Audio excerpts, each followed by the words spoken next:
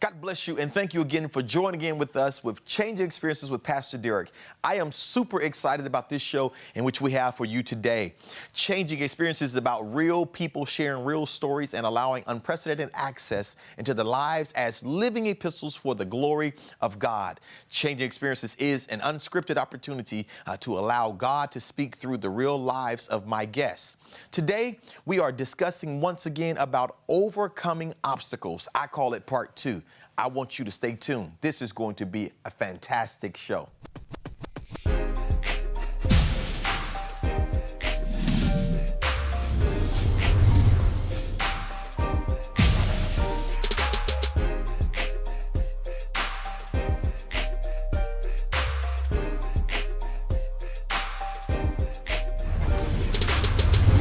My next guest I've known for over 20 years, and she has a powerful testimony to tell. She's the author of 2 books, and today I want you to help me welcome Miss Karen Peoples. How are you doing? Hi, Pastor. I'm fine. How are you? I am super fantastic. Yeah, So glad to have you on the show today. Thank you. It's good to be here. Good to see you again. Yes, good to see you as well. I've been knowing you for 20 years, and Yes. you've been doing so many different things in church, Yes. from being a minister of music Yes. to a playwright to an author, raising some wonderful kids. I mean, a Good. singer. You've been doing a lot of great things. And I think we first crossed paths, and I played drums for you. You did, one time years ago. You did. But God has really moved you to some great things and some great things that are happening. And you have this phenomenal book that you wrote. Can you talk a little bit about your first book that you wrote to us? The first book was an autobiography. My autobiography is called Raped and Restored. And that was almost 20 years ago that I wrote that. It was very informative on the things that you go through in life, and then still raising children, raising children, going through, and you have to make it to a destination. So. And that's amazing. Raped and Restored. That's a powerful title all by itself. Yes. And when you say Raped and Restored, just talk to us a little bit about what's in this book, Raped and Restored. That book talks about being actually sexually assaulted. And I was, at the age of 25, sexually assaulted, where I had about 150 stitches had to be taken to my skull to actually hold it together. So going through that, God has to restore. And when you have a purpose in life and you have to minister to women that are either going through it or they're going to go through it, you have to be restored, because you can't just jump up out of it. You have to be restored through it. I didn't see a counselor, didn't choose drugs, didn't drink, wasn't admitted to a mental institution, just restored by God and His grace and His goodness powerfully. Wow. And so, and here's the amazing thing, that so often this happens more than we like to admit to within the church. It does. That a lot of our young people that are coming to church on Sundays, going to Sunday school, those who are in weekly Bible studies, a lot of them have dealt with this same exact situation, but it's a hush-hush topic when it comes to our church houses. But it happens more often than we like to admit to it. It does. And it's amazing that you have written this book to really to highlight just some of the things that have gone through, and just to see you now, because a lot of people see your end story, but they don't understand what it took for you to get to where you are. Just talk to me a little bit about your upbringing, about you growing up, and how things kind of happened. Well, I remember not farther than the age of 3. I was molested in a home. I was molested at the age of 3, all the way up until I was 12. Wow. In the home. First it was my older brother, and then he went off to the Navy. And of course, being maybe 7 or 8 at that time, I didn't know what that meant. So when my mother's boyfriend started doing it, I thought it was a natural thing to be done. So when I was 12, the only way it stopped is because I became pregnant at 12. Wow. I became pregnant at 12, and so my mother hid it by hiding me. So she put me in a home, girls' home, way on the other side of Detroit. This was in Michigan, and hid me there. And then I had this baby in this room all by myself. Wow. So that's when it unfolded as to what was really going on in the house. Wow. And so often, because you also wrote a second book, and your second book kind of deals, it's kind of actually talking just a little bit further about the first book. It does. Talk to me a little bit about your second book as well, She Won't Tell. Okay, the second book, She Won't Tell, is a derivative of Raped and Restored, because I went to Africa after Raped and Restored to talk to women and to expose child molestation. And so after that, there was a lot of questions as to how can I know that this is going on in the home? How do I know if my daughter or son now is going through these traumatic incidents? And how can we find out when a child won't tell? So I had to find a way to expose it first and then to allow them to be able to ask the pertinent questions, of course, and then tell it.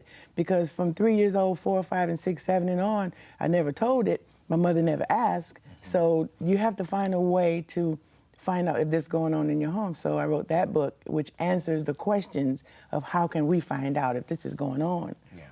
And so often, when we think about individuals who are encountering these types of behaviors, the amazing thing is I think parents do a very good job of guarding their kids from strangers. But most people who are encountering with these types of activities are people that they kind of know as well already. So right. And so how could it have been easier or better for you when you were growing up? What are some signs maybe a parent should look out for, or some ways, some indicators for them to kind of understand that something might be going wrong in their child's life now? Well, a lot of times grades change. A lot of times children are secluded and they would rather be alone.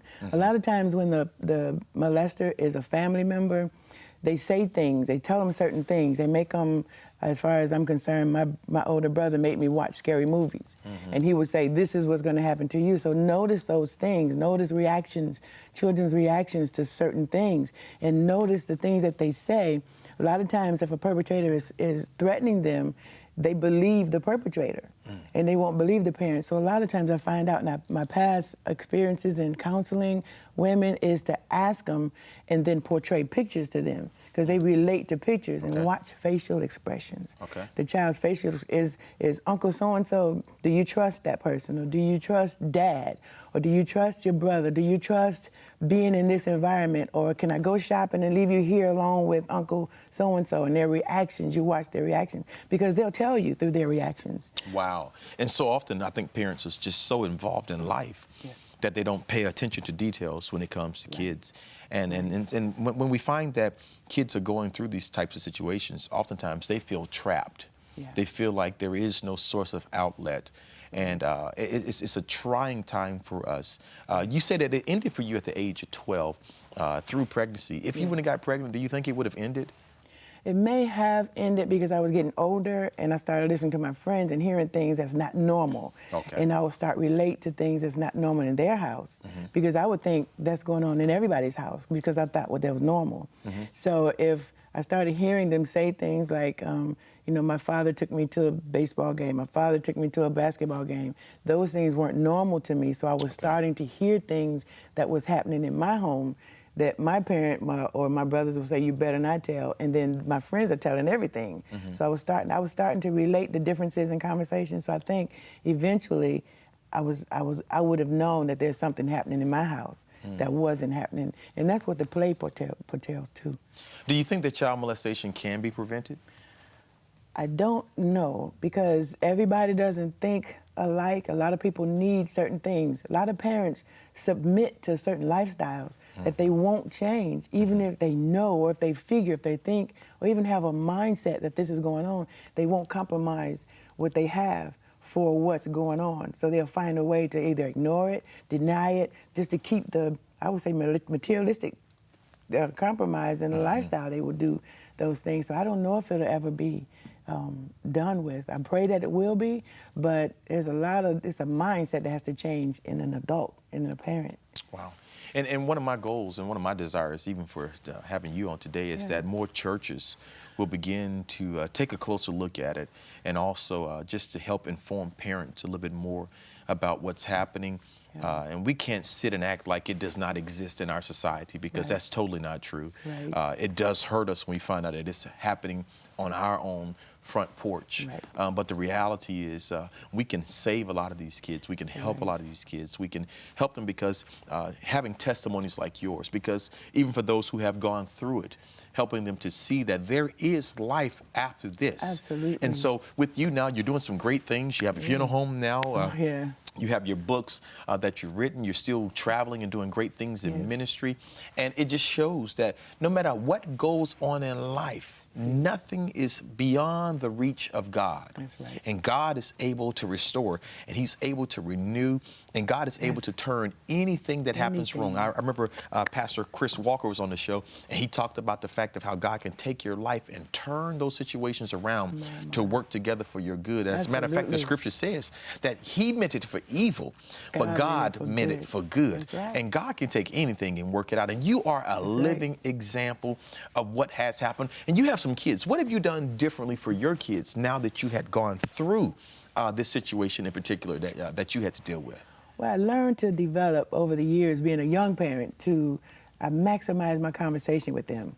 I say what I say, and then I listen to them. A lot of times we don't listen to our children. We want to dictate, get your grades, you got to do this, you have a report, you have to do this, but listen to them on a personal level. A lot of parents, mothers exactly, they don't want to listen to their daughters. They want to dictate and teach, but they have thoughts and feelings too. So I've learned and developed this masterful listening to my daughters. I listen to, even my son, listen to what they say. Listen, so they throw things out there, and then I deal with what they throw out there, not just pass it along. Awesome. Well, I thank you so much for coming on and sharing your powerful testimony with us. I want to make sure that you go out and get the book. Make sure you support Miss Karen Peoples, and she's coming to a place near you.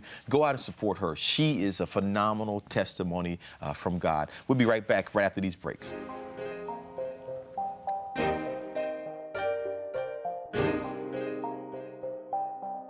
I am super excited to introduce to you this next artist that we're getting ready to have. Usually we have singers, but right now you're about to be introduced to a phenomenal mind ministry. They're called Phase 2. I want you to watch these three young, talented young men come as they literally minister to us today. Let your power fall when your name is called. Prove the doubters wrong. God, you're still mighty and strong.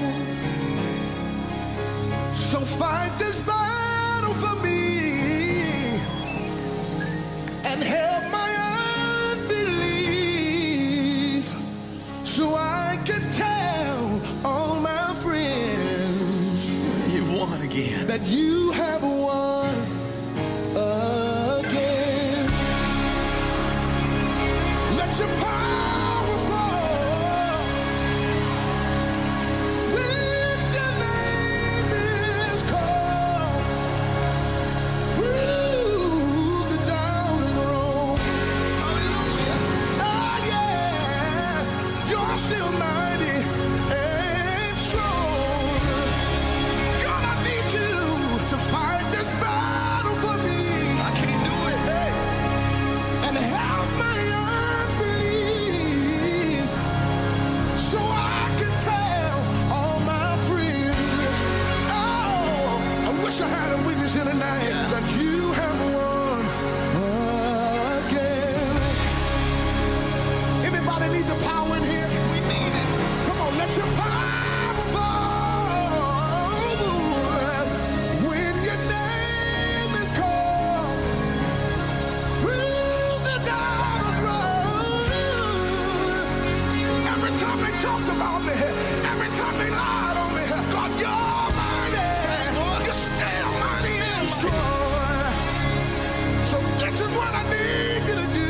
Fight this battle. Fight this battle for me. Anybody needing to fight some battles in here? This is what I need you to do, Lord. I can't do it by myself. For me, yeah, yes. I need you to do it. Fight this battle. Need you to fight this battle. So I can tell all my friends that you have won again. You won. You have won. Thank you. You did it again. Yeah. I said you have won again. You brought me out so many times.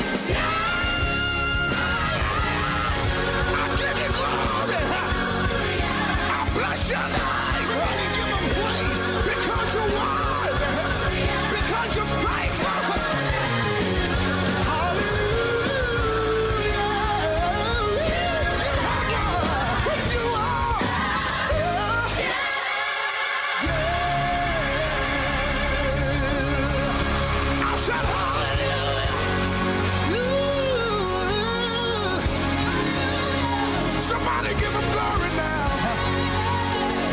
Somebody ought to give him glory. Glory. Anybody know we serve a winner?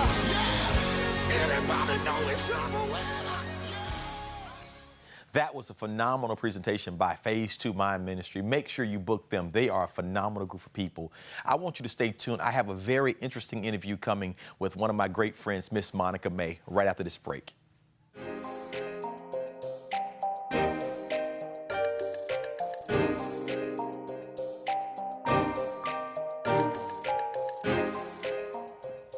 I'm super excited to be back, and I'm so happy to have my next guest.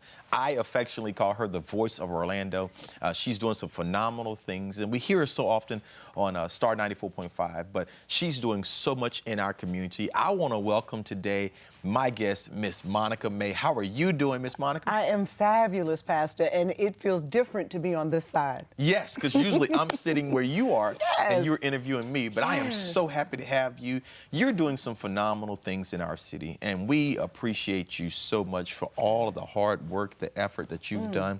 And I mean, you have a tremendous testimony all by yourself as well about how God is just literally taking you from one tier to the next tier to the next tier, and He's really doing some phenomenal things in your life. But today I want to talk to you about this wonderful effort that you have called Let's Spill the Tea. First, tell me, where did the name come from? Because it's a colloquialism, just something that black folks do all the time. They sit on their porch and they're sipping tea, but they're gossiping. Okay. They're talking negative. Okay. They're talking dirty things. And I just figured it's a phrase that we already are familiar with. Let me turn it around and let's use it and just have some fun with it. And what it is literally a tea that I do for mothers and daughters. Okay. And the premise of it, Pastor, is to do it for mothers and daughters who are having a difficult time communicating. And through my own story, which I do in a letter, and now I'm telling the whole premise of it because it's usually a surprise. I always tell people, look at me now, you don't know where I've been. Should it change how you view me? I should hope not. I should hope that the woman that I am today, you know, has been reversed. She's been changed. She's been cleansed. She's gone through her story and through those footsteps. And I'm so grateful that I did because I have a test and a testimony. And that's the amazing thing, because when you talk about daughters and mothers not communicating, most times it's because the mother sees herself in her daughter. Absolutely. And so sometimes moms believe that they have to, and even dads, we believe that we have to put up some type of facade to make the kid believe that we've been perfect all our lives. And I think that a lot of times that handicaps our kids. It is the worst thing in the world for any parent to do to their child. If you live your life like that, your child automatically puts you on this pedestal. Lord knows if you fall off, that's going to be devastating, not so much for you, but for that kid.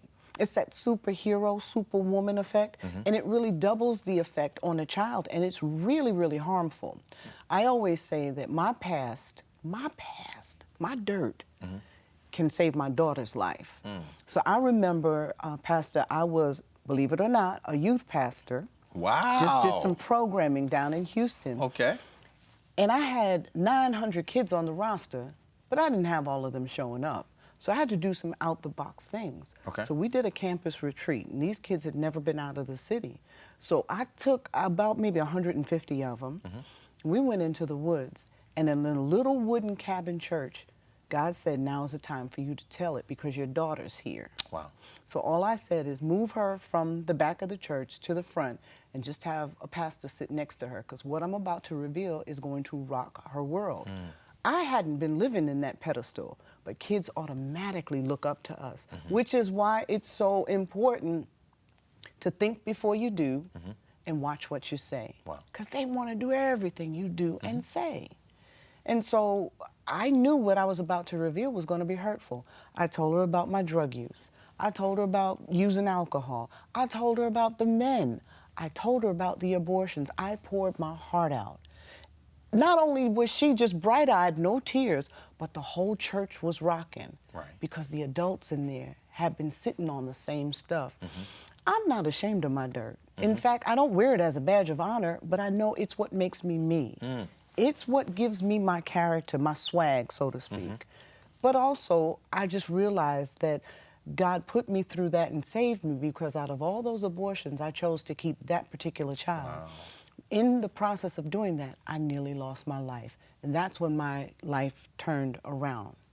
They asked me, what is the one thing you want? And I asked for my Bible. That was the only thing I wanted. And the story is that I bled out because I'd had so many. And see, you got to remember, I'm pretty old, Pastor D. So when I was having those things, I was doing back alley. Wasn't safe, and I was doing a lot of harm to my body, which is something else I talk to young people about. Spill the Tea comes at a time when, in fact, I just finished one for the Seminole County Health Department. Okay. And we spoke to 25 young moms and their moms. So just imagine that. Not only had these girls becoming new moms, but now we're trying to reintegrate them into their family structure with their moms, and there's embarrassment there. So it's a lot. Let's Spill the Tea is on the up and coming. Are you noticing that a lot of the parents are close to age of the young people that you're working with? Yeah. Yeah. Moms today are they are a lot younger. And I know that's a tremendous challenge all by itself, because a lot of times the mom is also developing as the child is developing. And so programs like Let's Spill the Tea are so impactful because of the fact that you're able to help foster even the parent. And I'm glad that you pointed that out, because it is so helpful for the moms when I point out to them, now look at what you just said. Look at what you just did. Look at her response. They're not thinking, because they're still so young, that it's still about them. Right. So I have to do it all the time. Once you have a child, you, as you were, you don't exist anymore. Right. So you're right, Pastor. Very good point. And not only that, but while you're helping to enlighten young people, you're also at the same time really helping to heal parents. We had a tea that, oh gosh, it was in the Linda Chapin room at the History Center. And when I tell you, we left, that floor is still wet. Wow. Because I had a young girl who had been trafficked and left home when she was very young. The first time that mother and daughter were out together was at that tea. Wow. I didn't know that they were coming, but I sensed something was going on, and I do tabletop questions. Okay. And we talked about Facebook, and it just brought some stuff out. And the mom just stood up, and she just said, my daughter left when she was whatever the age was, and, you know, I used Facebook to get her to come back home. Actually, what happened was a man got to her daughter and led her astray. So in essence, she was trafficked for all those years. Wow. They were reuniting, and there was an apology that needed to come. And the one thing that the mom said is something you said earlier. I saw my life, and I didn't want her to struggle. So I shut her voice down, and moms do that. So you want to shelter them. First chance they get to break out, they're going to break free. That's right. So it's a balancing that I just try to bring into families. And the ultimate thing, Pastor, if I can get these girls corralled back, I can get the boys. It's a family movement that I'm really working on. That is amazing. That's what amazing. I'm doing. So Spill the Tea. It's some of every place now. I mean, I've been seeing it popping up, and it's growing. Praise God, yes. I remember thank when you first started with it, it's growing, and some great things are happening. How can we get involved? How can the community help? And how would you like for people to assist reach you out? as well with it? Well, you can hit me at askmonicamay@gmail.com. askmonicamay@gmail.com. AskMonicaMay@gmail.com. Okay. Thank you. Any websites or anything for us to reach out Well, to? I have MonicaMayCommunications.com. MonicaMayCommunications.com as well. And you can see the listing, the schedule of the teas that we have. And some of them are open, and you can start to get on the list. And you know the greatest thing? They're free. They're free. Wow. They're free. So I'm in the process of building sponsors right now. But for right now, I was about to say that they're free for the people that are coming. For the people that are coming. But somebody's still paying for them. I do. And It's how my much? gift And back. how much would you love for somebody to just sponsor out to you for? We're live and we're on TV right now. Oh, my God. How much could we give? It actually costs me, believe it or not, $1,500 every time I do it, because you're looking at all of the printed material. You're looking at all of the food, the venue rental. I bring the linen, I bring the teacups, I bring your table centers. So that's what it costs me to move it out of my house. But it's so impactful. It's so impactful. So I want my viewers to hear this. I want my viewers to jump in. I want them to sponsor in, because every time you have one, you're changing my lives gosh, of yes. parents as well as kids. And so I'm challenging you now today to not only just watch us today, but I need you to move away from where you are, and I need you to make sure you reach out to Monica May. You can go to monicamay.com again and make sure that you see the information, reach out to her, and I want you to help sponsor in, because there are so many young people as well as parents who are affected by various things that have happened to us in the communities, and we need your support, and it can be changed. Every person that reaches out, you are a symbol of a person that's bringing change to the community, and so I want you to check it out again. Let's Spill the Tea with Monica May. It's a phenomenal thing that she's doing. She's making tremendous impact in our communities, and all that we're waiting for now is your support. When you jump in and help out, you're going to extend it and make sure that so many more young people, so many more families can be brought back together as we have real life conversations, because real issues are continuously happening. I thank you so much for joining in with us today with Changing Experiences with Pastor Derek. This has been a super fantastic show, a very informative show. I want you to make sure that you help us bring change to our community. That's what Changing Experiences with Pastor Derek is all about. God bless you, and tune in with us next week as we have another episode of Changing Experiences with Pastor Derek. God bless you. Today we've had a serious show talking about some serious topics, dealing with some individuals who have had serious testimonies. And we understand that this is a situation that is happening all through our communities. And we want to just extend to you help if you desire help. Maybe it's not you, but maybe it's someone you know. And so we want to refer you to companies such as Victim Service Center of Central Florida. You can reach out to them at 407-497-6701. I'm not saying that they're the only agency out there, but they are one who's able to help assist you in this time of need. I want you to refer this out to someone else as well, because together we all can make a difference and we can see a change in our communities. God bless you, and I pray that you have a fantastic day.